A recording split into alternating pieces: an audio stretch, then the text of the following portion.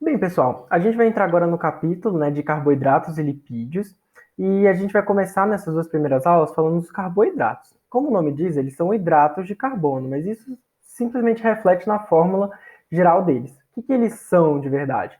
Eles são polihidroxi. O que significa isso? Hidroxi é um grupo álcool, né?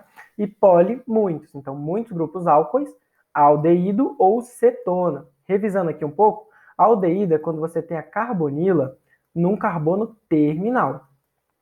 E polihidroxicetona, né, o que é acetona? É quando você tem a carbonila no meio de uma cadeia, tudo bem? Então não é um carbono terminal. As funções dos carboidratos são bastante variadas. Eles podem atuar, né, na questão estrutural, por exemplo, na parede celular, a celulose. Eles podem atuar, né, por meio da transdução de informações. E eles também podem, né, servir como moléculas energéticas, né, que é uma função que a gente conhece bastante, por exemplo, da glicose, do glicogênio, do amido. Classificação: a gente tem os monossacarídeos, que são a menor parte de um carboidrato. Os disacarídeos, quando a gente tem a associação de dois monossacarídeos.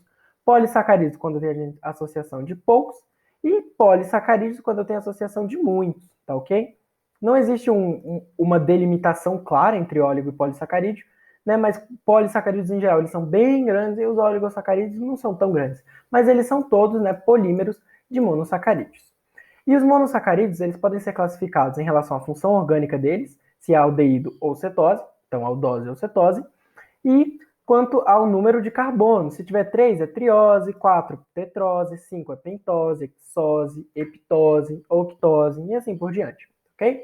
Então aqui alguns exemplos só para a gente dar uma olhada, olha só, 1, 2, 3 é uma triose, né? E a carbonila está no carbono terminal, então uma aldotriose, né? É uma aldose e uma triose. Aqui também 1, 2, 3, triose, e a carbonila está no meio da cadeia, então uma cetose, né? Uma cetotriose. Aqui, né, a gente tem um aldeído, né, com 1, 2, 3, 4, 5, 6 carbonos, então uma aldohexose. Aqui também temos 6, porém a gente tem uma cetona, né, então uma cetose e hexose, cetohexose. Os dois, né, são duas hexoses bastante conhecidas, porém a glicose é uma aldose e a frutose é uma cetose. Aqui a gente tem a ribose, né, que é uma aldopentose, e eu queria que vocês prestassem atenção aqui na desoxirribose. Qual a diferença de uma para outra? Apenas esse grupo H que foi removido. Então, normalmente, a gente dá nome para os grupos, né? Na nomenclatura orgânica, a gente dá nome aos grupos que a molécula tem. Aqui, no caso, a gente vai dar um nome do grupo que ela não tem. Então, na ribose normal, eu teria um OH aqui, mas eu tirei esse OH. Então, eu fiz uma desoxigenação, né? Eu tirei esse oxigênio. Então, é uma desoxirribose. A ribose a gente vê no RNA e a desoxirribose a gente vê no DNA, ok? Quanto ao conceito de epímeros, eles são diastereoisômeros, então lembrando, né? Isômeros ópticos que não são a imagem um do outro no espelho. Isso que são diastereoisômeros. Dá uma olhada depois lá, né, revisando a aula 1. E eles diferem na lateralidade de apenas um carbono, apenas um, a lateralidade de um só carbono. Então vamos ver aqui um exemplo. A manose e a glicose, elas diferem só nesse carbono 2. O resto, ó, pode ver que está tudo igual. Então elas são epímeras. A glicose e a galactose diferem somente aqui no carbono 4, né? Então também são epímeras. O resto é tudo igual. Agora, da manose para a galactose, a gente tem a lateralidade de dois carbonos diferentes. Então, né, elas não são epímeras uma da outra. Algumas importantes aldoses, de 3 carbonos a gente tem um gliceraldeído, 4 carbonos a gente tem eritrose, que a gente vai ver na via das pentoses fosfato depois.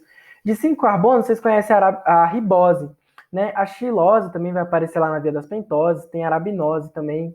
De 6 carbonos, mais famosos a gente tem a glicose, manose e galactose. E eu não sei se vocês perceberam, mas é uma progressão geométrica. Aqui a gente tem 1, aqui a gente tem 2, aqui a gente tem 4 e aqui a gente tem 8. E isso porque a gente está falando só dos isômeros D. Se a gente colocar no espelho, cada uma delas tem um reflexo, né? Então aqui eu teria 2, na verdade, aqui eu teria, na verdade, 4, aqui eu teria, na verdade, 8 e aqui, na verdade, 16. E vocês podem achar uma fórmula bem facinha para isso. Aqui a gente tem só um carbono quiral, tá vendo? Esse aqui não é quiral porque eu tenho uma ligação dupla e esse aqui não é quiral porque eu tenho dois hidrogênios, né? Duas moléculas iguais, dois átomos iguais ligados a esse carbono. Então só aqui é quiral. Um carbono quiral tem duas possibilidades, né? Pode estar para um lado ou para o outro. Aqui a gente tem dois carbonos quirais, né? Cada um com duas possibilidades. Então seria 2 ao quadrado de possibilidades. Aqui, 2 a terceira. Aqui, 2 a quarta. Mas se você quisesse apenas de uma lateralidade, aí você teria que dividir por 2, né? Então, por isso que aqui deu 1, aqui deu 2, aqui deu 4 e aqui deu 8. Tá ok? Mas para cada um desses D, eu tenho um L também. Porém, na natureza, a gente vai encontrar a gente encontra os monossacarídeos na forma D. A gente acha aminoácidos na forma L, agora os monossacarídeos a gente encontra na natureza na forma D, tá ok? Importantes cetoses, a gente tem de 3 carbonos de hidroxicetona, de 4 carbonos eritrulose. Uma coisa que eu quero que vocês percebam, a eritrulose vem da eritrose, né? A gente colocou só esse prefixo ulose, sufixo ulose. Ribulose vem da ribose, xilulose vem da xilose. E aqui a gente tem algumas outras, não vou nem mostrar isso aqui para vocês, é um nome completamente desconhecido, mas de importante mesmo a gente tem a frutose, tá ok? De conhecida, tá bom? E vocês também percebam que elas têm um carbono quiral a menos por causa do grupo cetona, né? Então aqui, em vez de ter 2 carbonos quirais, que nem a gente tinha nas aldoses, a gente aqui tem um só. Então aqui a gente tem 2 possibilidades, né? A D e a L. Esse aqui não tem nenhum carbono quiral, então não é nem D nem L, é de hidroxicetona apenas, não tem isomeria óptica. Aqui a gente teria no total 4 e aqui a gente teria no total 8, tá ok? É só você ver o número de carbonos quirais. Bem, uma propriedade interessante do aldeído e da cetona é a capacidade deles de interagir com o álcool, né? Então o aldeído ele pode reagir com o álcool, né? E aí as duas moléculas se juntam para formar um M-acetal, tá ok? Não vou ficar batendo a tecla, né, nos detalhes dessa reação química, mas eu quero que vocês entendam. Um aldeído ele tem a capacidade de se juntar com álcool para tudo isso junto formar um M-acetal, tá ok? Por que ele tem essa capacidade? Por causa dessa carbonila. Aí ele perde a carbonila e vai passar a ter uma hidroxila, tá ok? Que é um grupo reduzido. Porém, esse M-acetal ainda é capaz de reagir com o álcool. Então, eu ainda posso reagir com mais um álcool. E aí, esse OH junto com esse H daqui, eles juntos vão formar uma molécula de água. E aí, o álcool vai se juntar no M-acetal para formar o acetal. Agora, o acetal não interage mais com álcool. Não tem mais como. Já está tudo ocupado. Aqui pela cadeia 1, aqui pela cadeia 2, aqui pela cadeia 3 e aqui pelo hidrogênio. De forma análoga, a gente tem a cetona, a carbonila. Pode interagir com o álcool e formar uma hidroxila. Aí é um M-cetal. Essa hidroxila ainda é capaz de reagir com mais um álcool para formar o cetal. Aí já está tudo preenchido. Cadeia 4, cadeia 1, cadeia 3, cadeia 2. E também libera aqui, olha, uma molécula de água. Tá ok? Bem, e qual é a importância disso, né? Porque a gente está falando de monossacarídeos. Eles têm o quê? Vários grupos OH e um grupo aldeído ou um grupo cetona. Então a gente tem esse grupo ávido para reagir com várias possibilidades de OH. Né? Então eles podem reagir, esses grupos álcool podem reagir com o aldeído ou com a cetona para formar um anel, para formar uma estrutura cíclica. Então vamos dar uma olhada aqui. Né? Esse álcool no penúltimo carbono, né, ele vai querer reagir com esse grupo aldeído. Né? Então aqui a gente apenas reescreveu de uma forma diferente para vocês entenderem o que está acontecendo, como que essa molécula se dobrou para ficar mais fácil de acontecer a reação. Isso aqui é um álcool e isso aqui é um aldeído. E eles vão se juntar para formar o quê? Um M-acetal. Bem, então vai formar um M-acetal. Eu tenho duas possibilidades. Eu tenho que o H ele pode estar para baixo ou o H pode estar para cima. Né? E essas duas possibilidades vão ser representadas por alfa, quando está no lado oposto ao carbono 6, ou por beta, quando está do mesmo lado do carbono 6. Ok?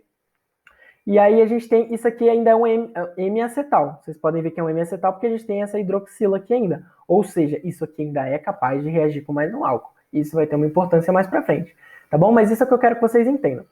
Quando a gente forma esse carbono aqui, ele não era quiral. Vocês lembram? Aqui a gente tem uma ligação dupla, não tem como ele ser quiral. Porém, agora ele tem 4 ligações simples com ligantes diferentes. Então agora ele é um carbono quiral. Se ele é um carbono quiral, né, ele tem essas duas possibilidades, como eu comentei, alfa e beta. E aí esse carbono a gente vai dar um nome para ele de carbono anomérico. E essas duas moléculas aqui que diferem na lateralidade somente do carbono anomérico, elas vão ser chamadas de anômeros.